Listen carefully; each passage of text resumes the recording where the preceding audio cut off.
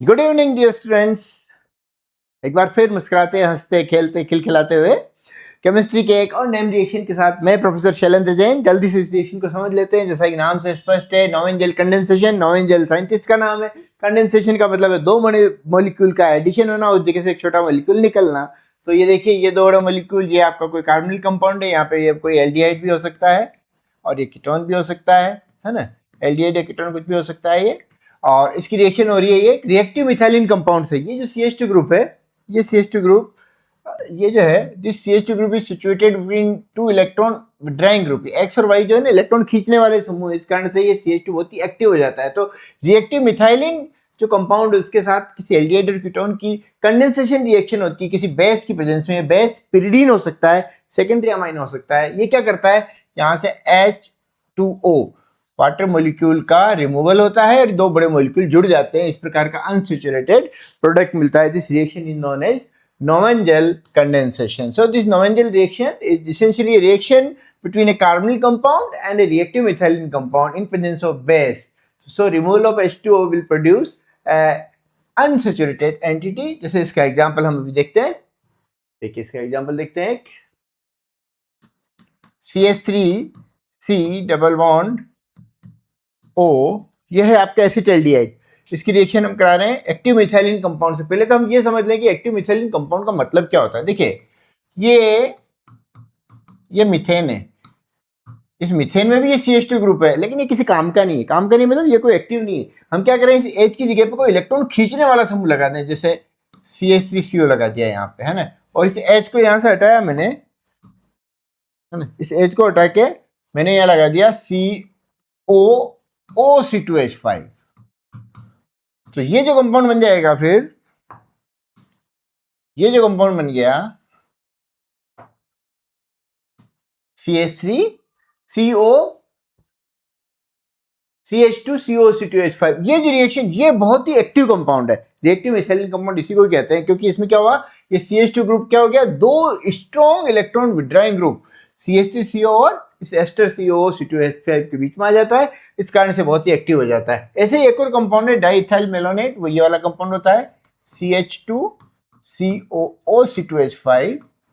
नीचे भी ester function COO-C2H5, इसको डाइइथाइल मेलोनेट या मेलोनिक एस्टर बोलते हैं। यहाँ भी ये जो हाइड्रोजन है, ये मिथाइलिन ग्रुप के बहुत ही एक्टिव है। एक्टिव का मतलब है किसी भी क्षार द्वारा आसानी से प्रोटॉन के तौर पर इनका एब्स्ट्रक्शन किया जा सकता है। तो ये रिएक्शन जो है इसी कंपाउंड की होगी। जैसे यहाँ पे मैं लिखता हूं, यह CH2COO-C2H5, नीचे भी COO-C2H5। इसकी reaction in presence of base. ये बेस जो है, बेस पिरिडीन हो सकता है, सेकेंडरी अमाइन हो सकता है, और देयर विल बी ए, क्या होगा यहाँ पे, वाटर मॉलिक्यूल का रिमूवल होगा, removal of a water molecule and formation of CH3CH. There will be double bond between this carbon and this carbon, और ये ऊपर COO-C2H5 और नीचे भी COO-C2H5। ठीक है, ये रिएक्शन कहलाती है नोवेंजल कंडेंसेशन। इस रिएक्शन को हम बोलते हैं नोवेंजल कंडेंसेशन। अब इसकी मैकेनिज्म हम फटाफट से देख लेते हैं। देखिए इसकी मैकेनिज्म में क्या है, सिंपल, काफी आसान मैकेनिज्म है इसकी।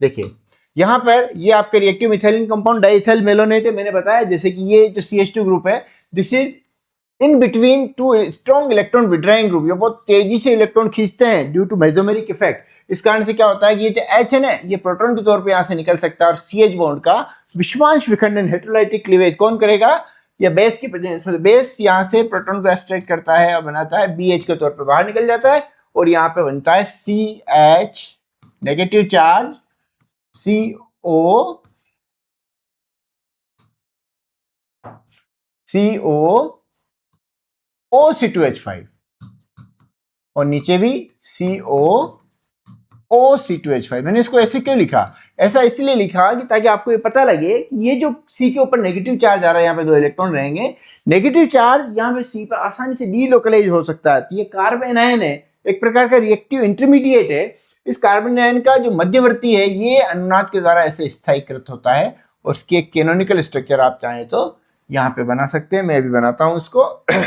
ये कैनोनिकल स्ट्रक्चर देखिए कैसे बनेगी, नीचे वाला एज इट इज, ये CH, इस कार्बन कार्बन के डबल बॉन्ड, O के ऊपर नेगेटिव चार्ज, O C2H5 और नीचे CO, ये ester function as it is, CO C2H5। ये वाला जो पोर्शन है ना, ये वाला this is called enolate.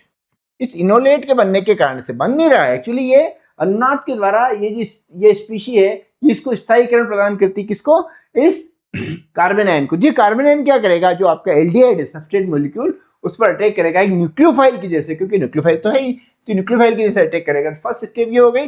Now start with the second step, this is the second step. अब ये आपका है, मान लीजिए कि ये एसिटाल्डिहाइड लिया आपने, ठीक है, COH, इस पर रिएक्शन किसकी हुई, ये कार्बन आयन। कार्बन आयन यहाँ पे न्यूक्लियोफाइल की जैसे इस्तेमाल होगा, न्यूक्लियोफाइल ऐसे लिख देता हूं मैं, CH negative charge, CO OC2H5 और नीचे भी CO OC2H5, ठीक है, आसान है। अब इसकी रिएक्शन मैं नीचे लिखता हूं, यहां पर ये जो CH है, ये CH के ऊपर जो नेगेटिव चार्ज है, एज ए न्यूक्लियोफाइल अटैक करेगा इस इलेक्ट्रोपॉजिटिव कार्बन के ऊपर। क्यों, क्योंकि ये इलेक्ट्रॉन डेफिशिएंट है। इलेक्ट्रॉन डेफिशिएंट क्यों है, ऑक्सीजन की इलेक्ट्रोनेगेटिविटी जाता है, तो इलेक्ट्रोमेरिक शिफ्ट इस पाई इलेक्ट्रॉन का इस ऑक्सीजन के ऊपर होगा, ये इसके ऊपर जुड़ेगा, जुड़ते ही यहाँ पे क्या बनाएगा, देखिए यहाँ नीचे लिखते हैं हम, देखिए क्या होगा, CH3CO negative H CH CO OC2H5 और नीचे भी CO OC2H5। ओके, अब ये जो आपका क्षार उपस्थित है, अभी जो आपने BH निकाला ना, -BH, ये BH क्या करेगा, BH यहां से इसको फिर प्रोटॉन देगा, इसका प्रोटोनेशन होगा and removal of B negative, ये जो शुरुआत में जो क्षार लिया था वो निकल जाएगा। H यहाँ पे जिससे इसका प्रोटोनेशन होता है, क्या बनेगा इसका प्रोटोनेशन होता है, CH3COH HC, मैं इस H को यहाँ ऐसे लिख रहा हूँ, और ये COC2H5 और नीचे भी एस्टर फंक्शन ऐसे कैसे ही COC2H5। Very good. ये जो क्षार यहाँ से निकला है, ये क्षार का काम क्या है, क्षार क्या करता है, जब भी ऐसे एस्टर फंक्शन या कार्बोक्सिलिक एसिड का जो अल्फा हाइड्रोजन यदि है, तो ये अल्फा हाइड्रोजन को यहाँ से ये निकाल देगा। कैसे निकालेगा, ये अल्फा हाइड्रोजन ऐसे निकलता है, ए प्रोटॉन के तौर पर निकलेगा, CH बॉन्ड के इलेक्ट्रॉन यहाँ पाई बॉन्ड बनाने के काम में आएंगे, और ये OH as a OH negative यहाँ से बाहर निकल जाएगा। तो कुल मिला के C और C के बीच में क्या आ जाएगा, डबल बॉन्ड आ जाएगा, और ये बनेगा रिमूवल ऑफ वाटर मॉलिक्यूल। ये वाटर मॉलिक्यूल निकाल कौन रहा है, ये क्षार। ये जो आपका बेस लिया है ना, ये बेस कोई भी हो सकता है, ये अमाइन हो सकता है, पिरिडीन हो सकता है, पाइपरिडीन हो सकता है, और बनाएगा क्या, CH3, removal of this H2O, this is dehydration, निर्जलीकरण है। H अल्फा कार्बन, ये अल्फा कार्बन है,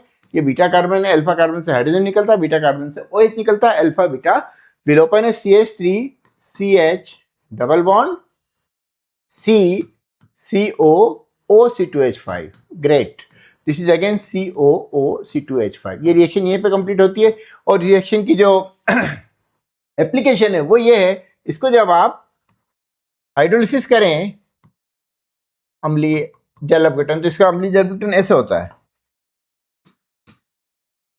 ये एस्टर है ना, एस्टर HOH, इसका भी HOH, तो ऑब्वियसली क्या बनेगा, मैं यहाँ नीचे लिखता हूँ CH3 CH double bond C COOH और नीचे भी COOH, ठीक है, और minus removal of 2 molecule of ethanol. Great.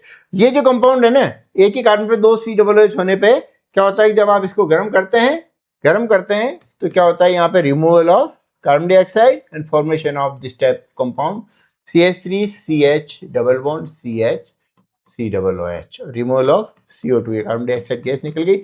ये जो कंपाउंड है, ये वाला कंपाउंड, ये कहलाता है, ये क्या हो गया, alpha beta unsaturated carboxylic acid, इसको हम बोलते हैं क्रोटोनिक एसिड। तो क्रोटोनिक एसिड इस रिएक्शन में बन जाता है। अब इस रिएक्शन की जो एक थोड़ी सी दिक्कत है, जो यहाँ से पता नहीं लगती है नॉवेंजल की, वो क्या है कि रिएक्शन का जो साम्य है ना, इस साम्य हमेशा लेफ्ट दिशा में रहता है, यानी कि जो उत्पाद है, प्रोडक्ट, इसकी लब्धि कम प्राप्त होती है। तो इसके लिए एक और साइंटिस्ट था, दैट इज वाज कोप। तो कोप ने सुझाव दिया कि हम क्या करें कि इस रिएक्शन को बेंजीन में कराएं। तो बेंजीन में कराने से क्या होगा कि जो पानी निकलेगा वो बेंजीन के साथ एजियोट्रोप बनाएगा, स्थिर क्वांतीय मिश्रण बना के पानी को बाहर निकाल लेगा। जैसे पानी बाहर निकलेगा तो साम्य इस दिशा में विस्थापित हो जाएगा। ठीक है। तो इस तब उस अवस्था में जो लब्धि होगी वो यील्ड होगी, काफी अच्छी होगी उत्पाद की, इसलिए इस रिएक्शन को अब कोप नॉवेंजल कंडेंसेशन के तौर पे भी जाना जाता है। Thanks for watching, bye bye.